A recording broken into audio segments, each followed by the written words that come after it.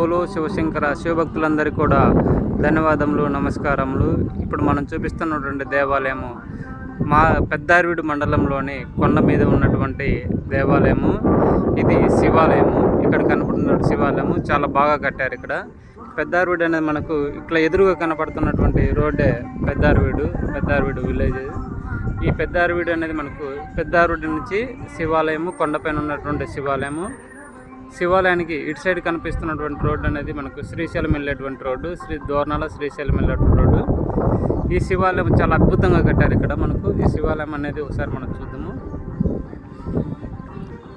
భక్తులకు విషయం ఏంటి అంటే, దేవాలయాల గురించే ఎందుకు నేను వీడియోస్ తీస్తున్నాను అంటే, దేహమే దేవాలయము. ఏ ఊర్లోనైతే దేవాలయము బాగా ఉంటుందో, ఆ దేవాలయంలో ధూపదీప నైవేద్యాలు జరుగుతూ ఉంటుందో, ఆ దేవాలయం అనేది, ఆ ఊరు అనేది చాలా సంతోషంగా ఉంటుంది. ఎప్పుడైతే దేవాలయం కలకలలాడుతూ ఉంటుందో, ఆ ఊరు కూడా కలకలలాడుతుంటుంది. ఆ ఊర్లో ఉన్నటువంటి జనాలు కూడా చాలా ఆరోగ్యంగా ఉండగలుగుతారు.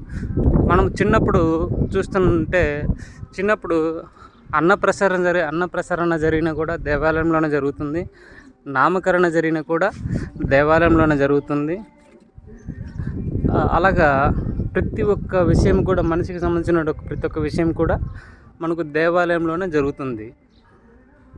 విద్యాభ్యాసము, అన్నప్రసరణ, నామకరణము, అలాగనే పెళ్ళిళ్ళు జరిగిన కూడా దేవాలయంలోనే జరుగుతూ ఉన్నవి. ఎప్పుడైతే దేవాలయంలో మనకు పెళ్ళిళ్ళు అవన్నీ జరుగుతూ ఉన్నాయో, మన జీవితం కూడా సుఖ సంతోషాలతో ఉండేటువంటిది.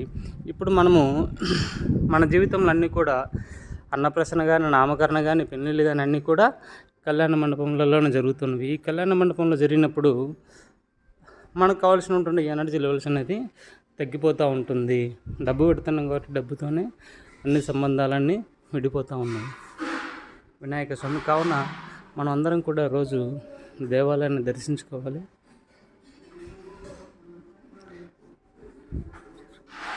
దేవాలయాన్ని దర్శించుకున్నప్పుడే మనం చాలా సంతోషంగా ఉండగలుగుతాం. కావున ఇది మనకున్నటువంటి దేవాలయము. కావున కంపల్సరీగా అందరూ కూడా ఈ దగ్గరలో ఉన్నటువంటి శివభక్తులు ఎవరైనా సరే ఒకసారి ఈ దేవాలయాన్ని దర్శించవలసిందిగా కోరుచున్నాము. అలానే దేవాలయం యొక్క బయట వ్యూ చూపిస్తాను, ఒకసారి చూడండి అందరూ. అక్కడ శివపార్వతులను చూసాం కదా, ఇక్కడ ఓన్లీ నవగ్రహాలు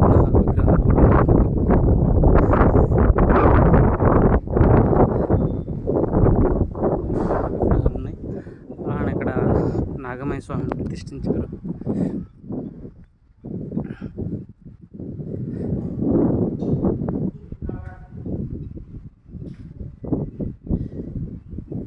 ఇక్కడ శివస్వామిని ప్రతిష్ఠించారు. చూస్తూనండి. అలానే ఈ దేవాలయం యొక్క బయటి వ్యూ ఇప్పుడు చూసినటువంటి మన శివస్వామిని కూడా ఒకసారి భక్తులందరూ చూపిస్తాను.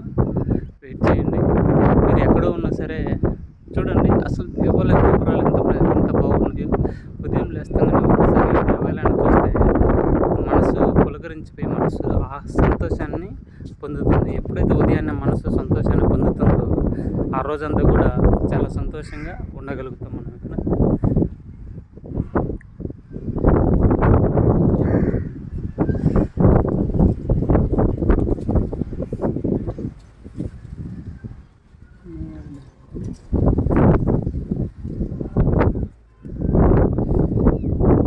గుడి ఎంత బాగుంటుందో, ఎప్పుడైతే గుడి బాగుంటుందో ఆ ఊరు బాగుంటుంది.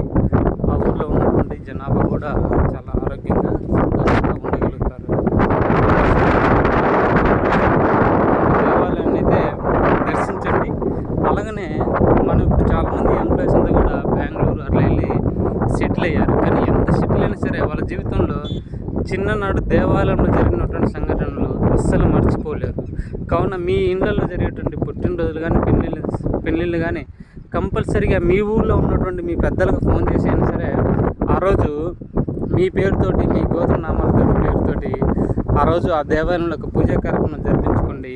చాలా సంతోషంగా ఉంటుంది. ఏంటి అంటే, మన పల్లెటూరుకి వెళ్ళినప్పుడు మన అమ్మమ్మ, నాన్నమ్మ మనల్ని చూస్తే ఎంత సంతోషిస్తారో, అలాగనే మన ఊర్లో ఉన్నటువంటి దేవాలయంలో ఉన్నటువంటి భగవంతుడు కూడా చిన్నప్పుడు నా దగ్గరకు శివుడు చూడండి ఎంత బాగుంటుందో. అలా చిన్నప్పుడు మన ఊర్లో ఉన్నటువంటి దేవాలయం మనం వెళ్ళేసి మన జీవితాంతం కూడా దేవాలయంతో చాలా అనుబంధం ఉంటుంది. కావున ఆ రోజు మన పుట్టినరోజు, పెళ్ళినరోజు మన పేరు మీద దేవాలయంలో ఒక పూజా కార్యక్రమం జరిగించామంటే అక్కడ ఉన్నటువంటి భగవంతుడు కూడా చాలా ఉండగలుగుతాము. సో భక్తులందరూ కూడా మన జీవితంలో జరిగే పుట్టినరోజులు, పెళ్లి రోజులకు కంపల్సరిగా దేవాలయానికి వెళ్ళి దర్శించుకోవాల్సిందిగా కోరుచున్నాను.